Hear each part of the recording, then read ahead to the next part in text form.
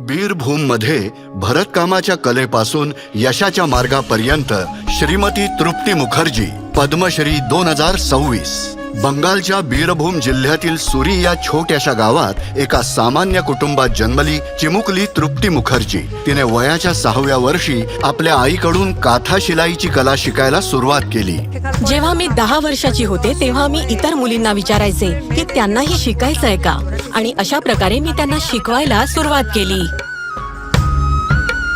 तिचे कौशल्य इतरांना देण्याच्या त्यांच्या ह्या स्वभावाचे दूरगामी परिणाम झाले। लग्नामुळे नवीन संधींची दारं उघडली। त्यांच्या पतीनं त्यांच्या सुंदर भरतकाम केलेल्या साड्या आणि दुपट्ट्यांचे नमुने मुंबईतील एका दुकानात पाठवले, आणि त्यानंतर जे घडलं तो इतिहास आहे।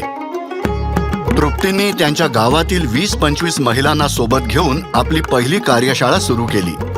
त्यांनी कापडाचे गठ्ठे विकत घेतले आणि त्यांना प्रशिक्षण दिलं। लवकरच त्यांनी 1000 ते 1500 साड्या आणि दुपट्टे तयार केले, जे सर्व विकले गेले।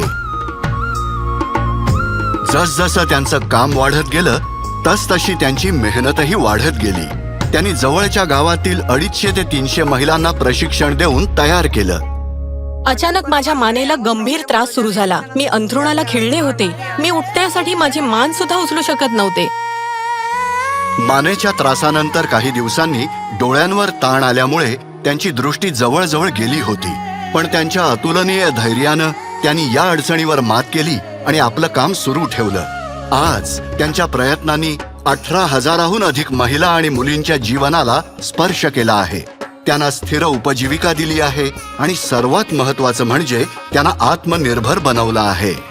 त्यांनी आदिवासी गावांना भेट देऊन तेथील महिलांना प्रशिक्षणही दिलं।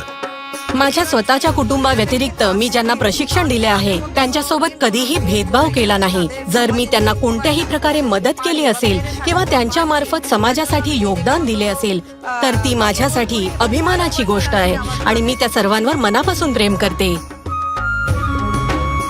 आज तृप्ती यांच्याकडून प्रशिक्षित झालेल्या बीरभूमच्या महिलांचा असा विश्वास आहे की काथा कला हा एक उल्लेखनीय उद्योग आहे।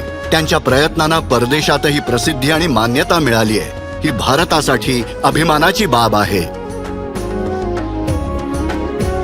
मी पुढच्या पिढीला सांगू इच्छिते की त्यांनी उत्साही राहावं आणि पूर्ण एकाग्रतेने स्वतःला कामात झोकून द्यावं। त्यांनी कधीही थांबू नये आणि आपलं काम अविरतपणे चालू ठेवावं।